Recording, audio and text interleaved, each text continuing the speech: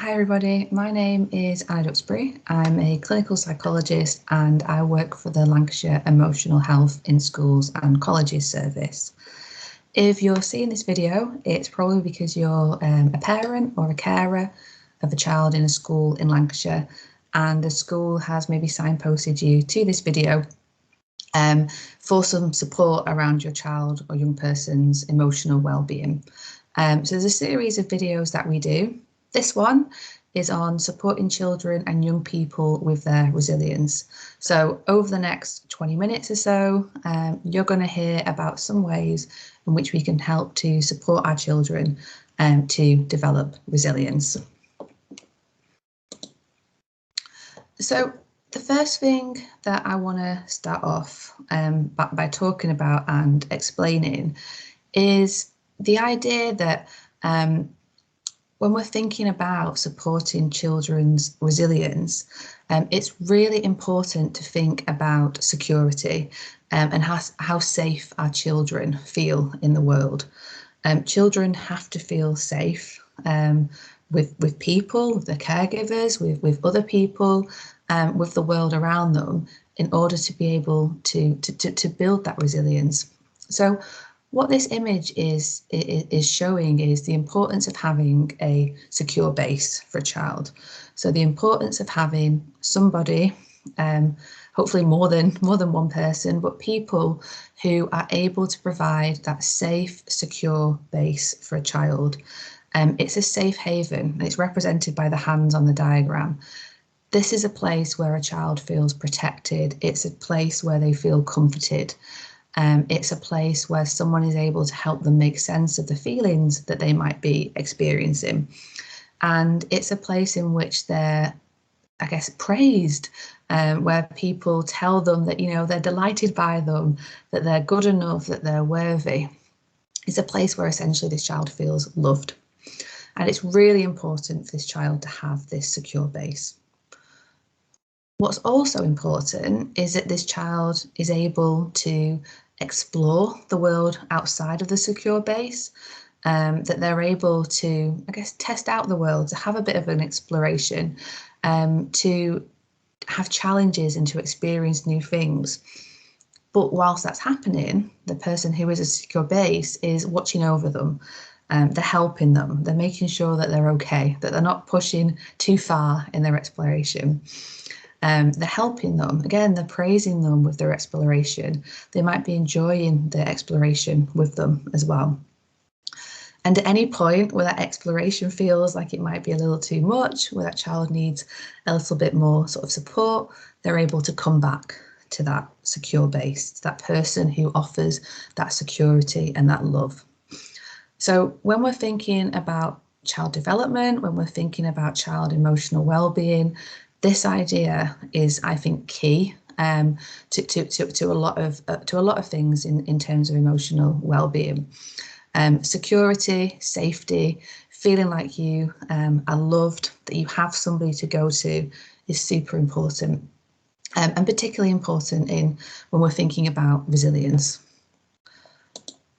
So, what is resilience? What are we here talking about? So, it is a little bit hard to define.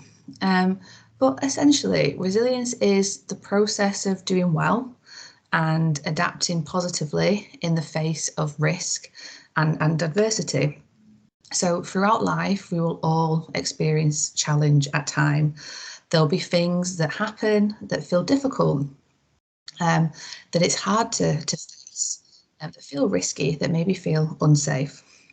And resilience is, I guess, being able to sort of like bounce back and to adapt positively from that situation, to not let it overwhelm the person.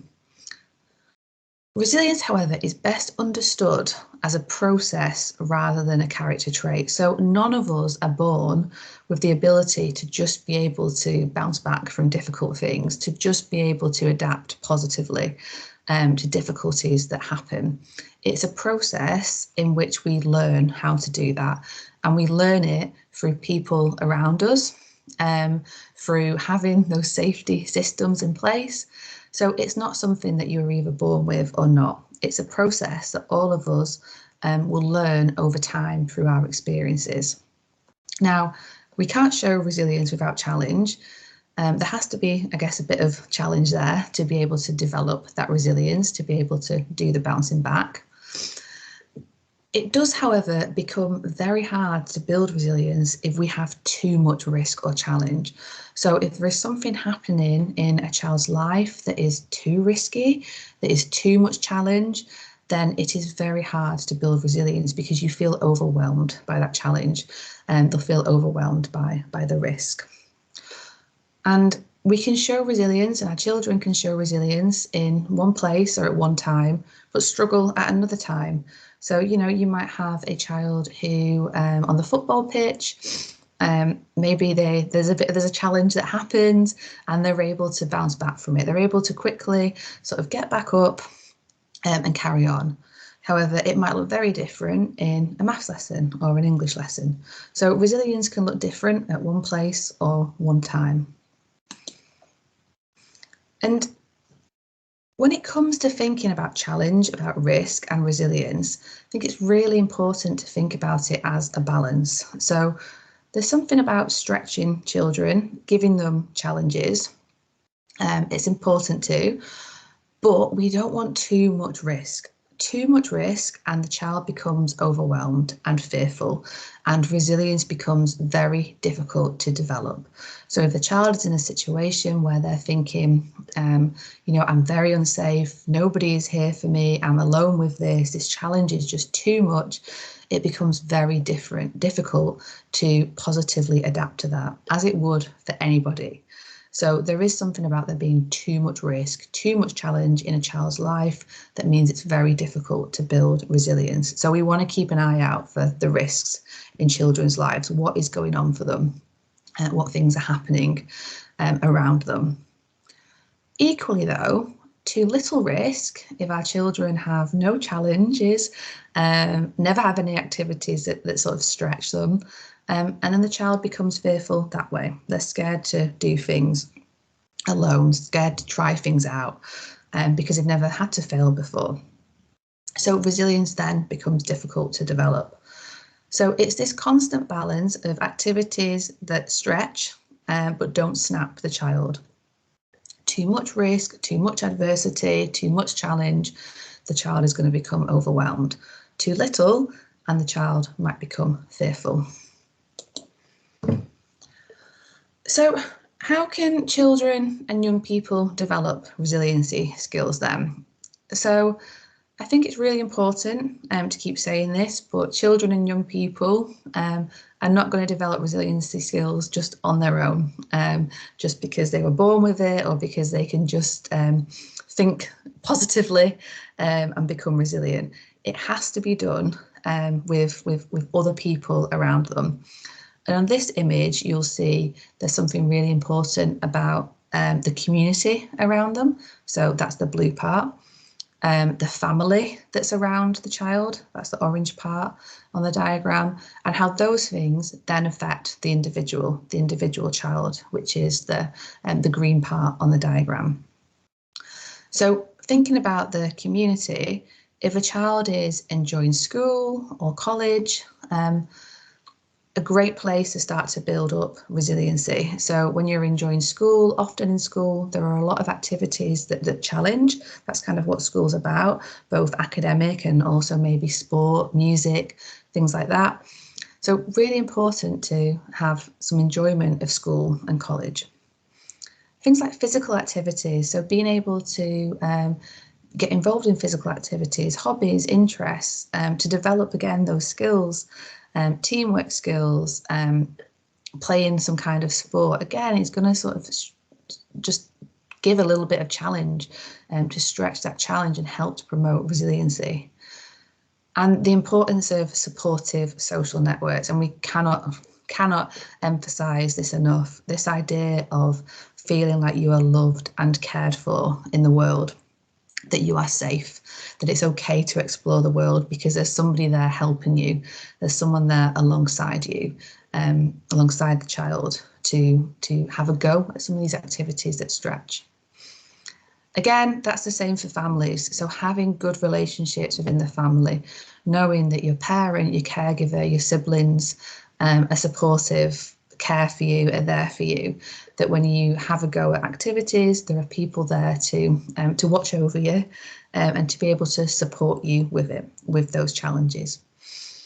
And when we have those things in the community, in our family, what that means is the individual is able to maybe think a bit more positively. You know, it's the kind of attitude of I can have a go at this task because I know that I've tried before, and you know, in the past when I failed, it's not a problem. It's okay to fail, so I can have a go of it. I know that if I have a go of this, my mum, my dad, my grandparent will be there for me. So there's some more of that like positive thinking because of the good relationships. And it also helps a child to sort of self-regulate, to manage stress, because they've had other people around them show them maybe how to do that. They've seen other people model that behaviour, know how to self-regulate and manage stress. So this slide is just saying the importance of having other people, other activities, when we're thinking about developing resiliency. So again, to just become resilient is not something that just a child can just magically do. It has to be done with experience and with other people. It's a process. There's a particular model developed by Daniel and Wassel, which talks about there being 6 domains of resilience. And we think this is a really good model in terms of thinking about your child and thinking about different areas of their lives where maybe things can be added into their lives, or you can just have a think about how they are in these different areas in terms of helping to build up resilience. So these 6 domains: education, secure base, social competencies, positive values, talents and interests, and friendships, are all really, really important when we're thinking about how to build resilience in our children and young people. And what I'm going to do now is just talk through each of the domains. And as I go through each of the domains, you might be holding in mind your child and thinking about your child in relation to this domain, thinking about, okay, do they have these things that I'm talking about, or do they not?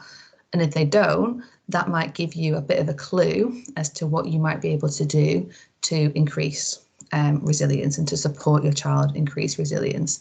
And we've also got a handout as well that goes with this model that you can download, have a look at, which will also hopefully give you some ideas in terms of how to promote resilience in these areas.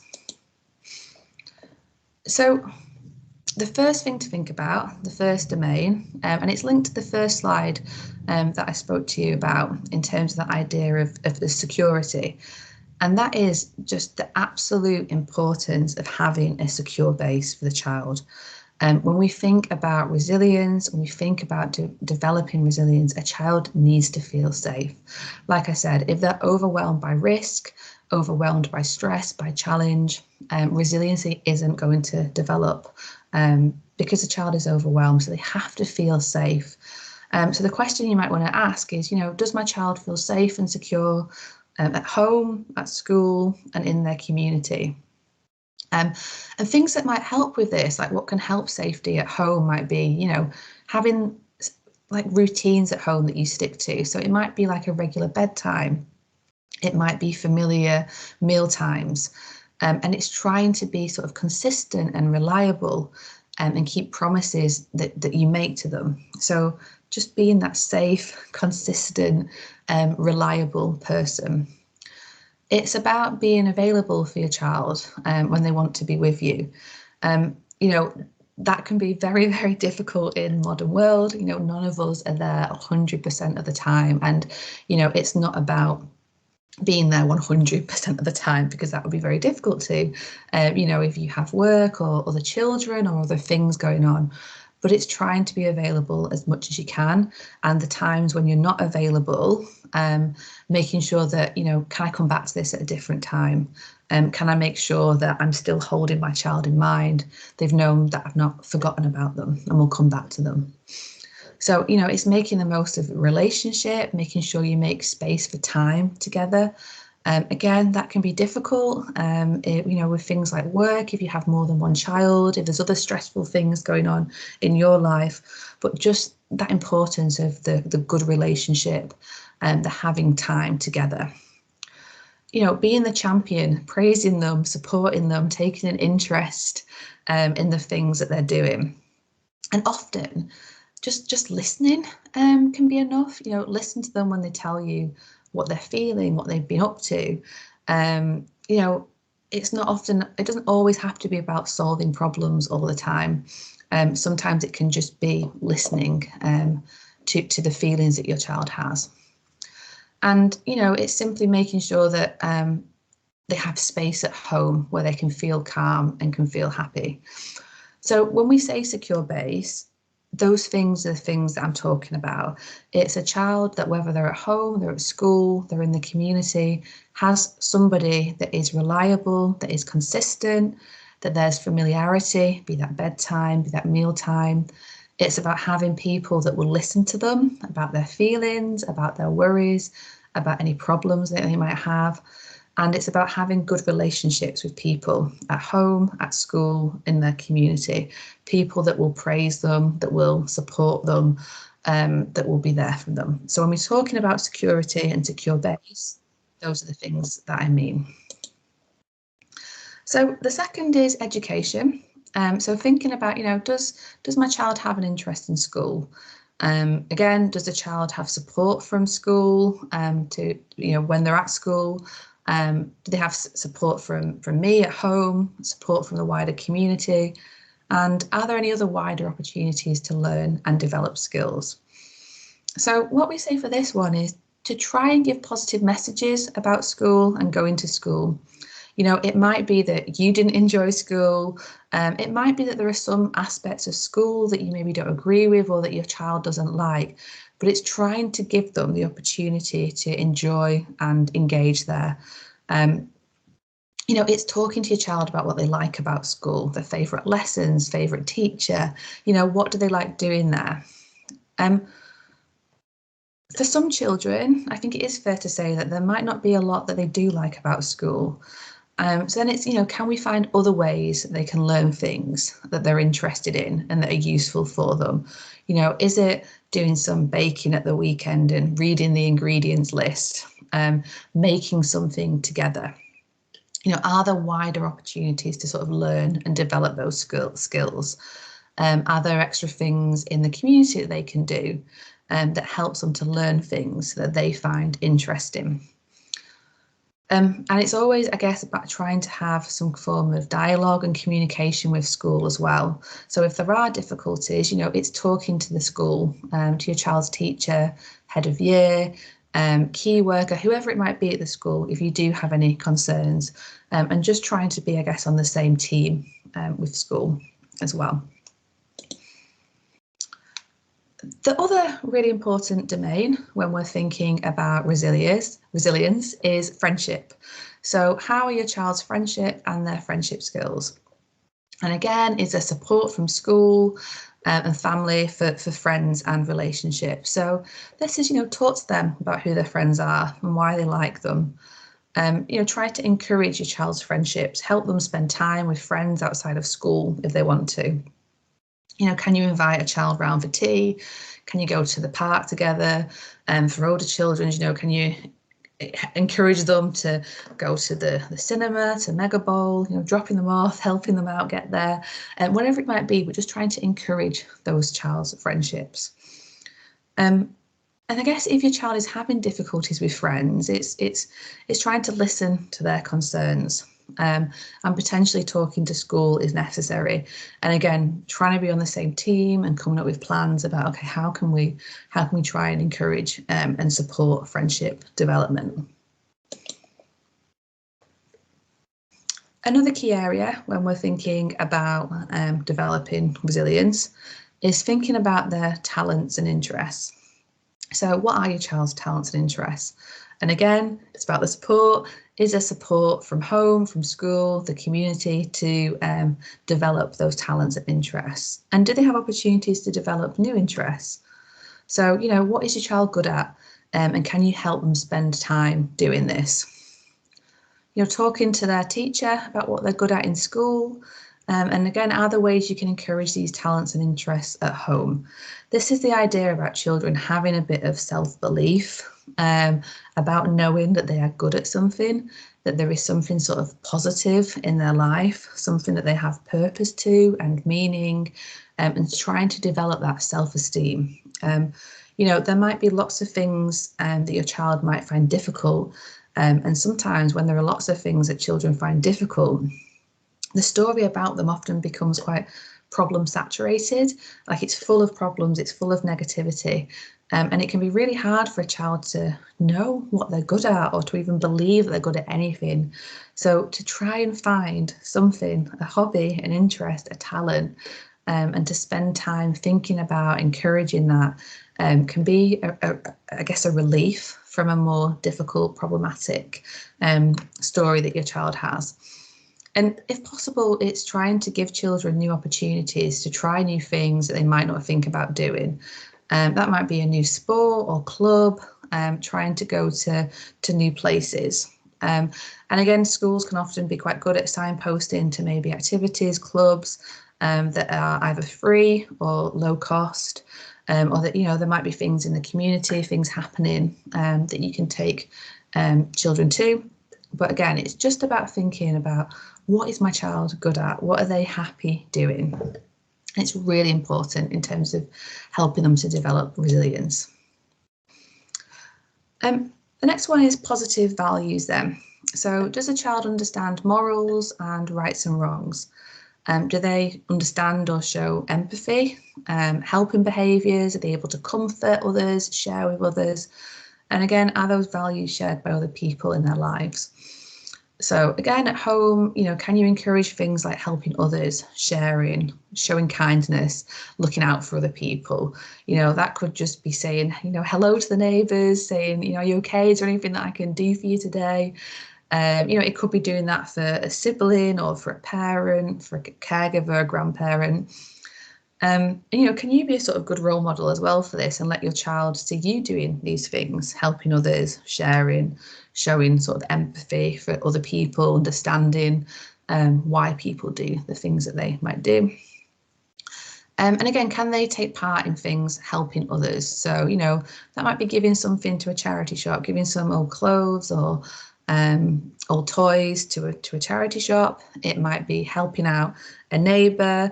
It might be passing on things to a sibling, anything that just begins to sort of show that they can, help other people, share with other people, comfort other people.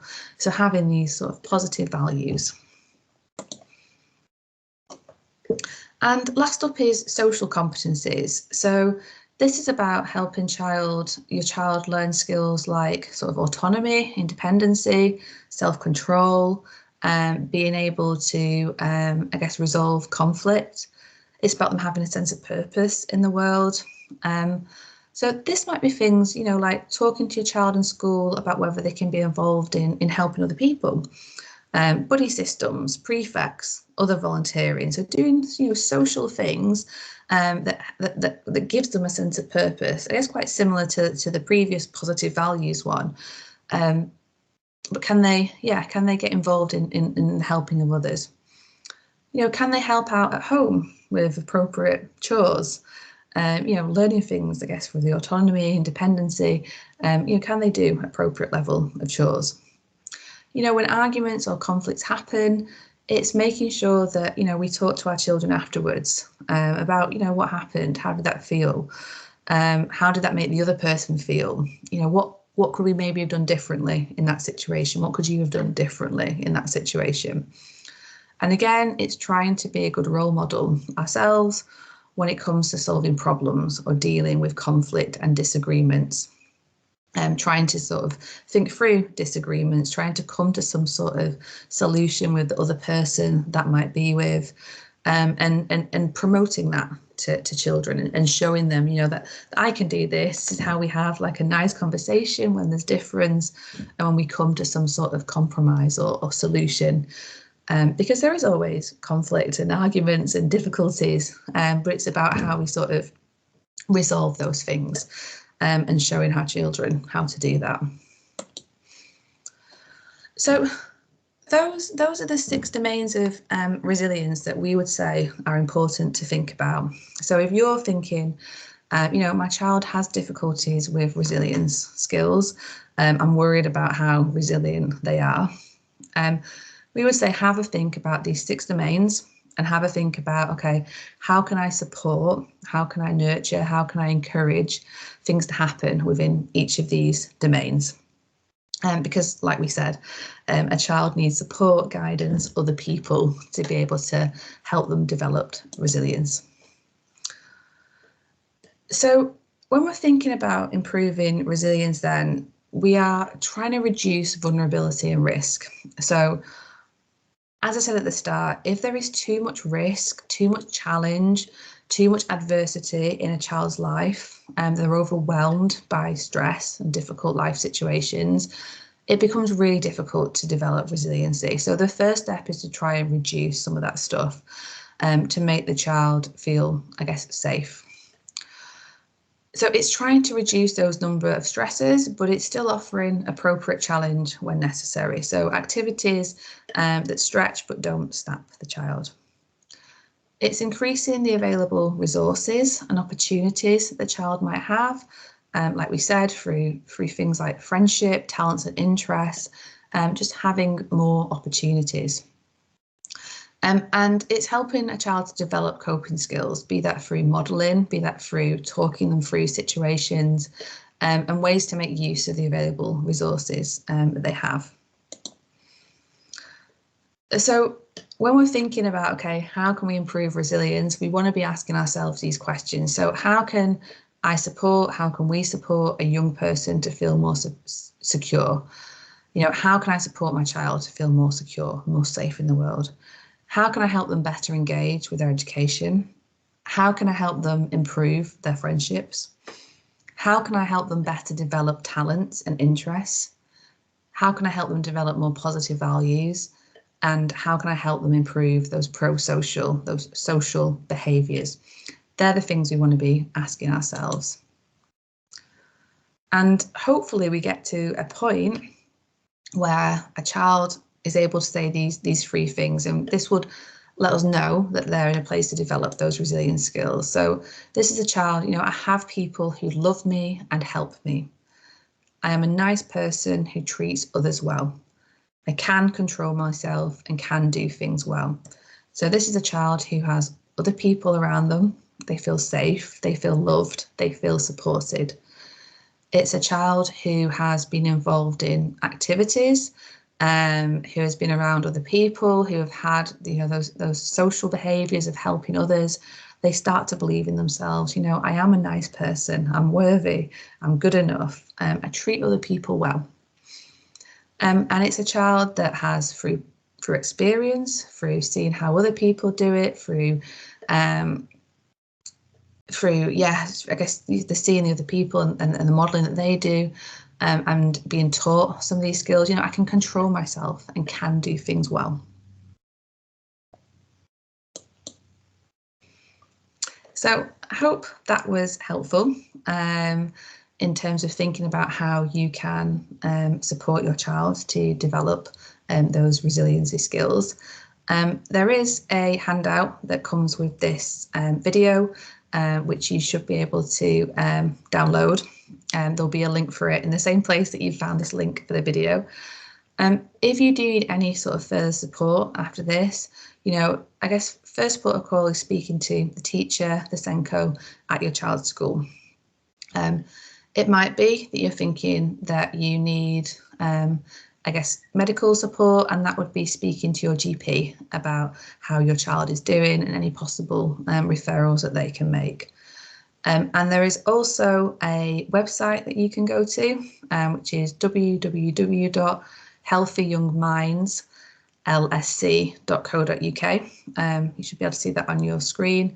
On that website is pretty much every organisation, charity in Lancashire where you can have a look on that website and see if there are things going on in your local area that can help support your child.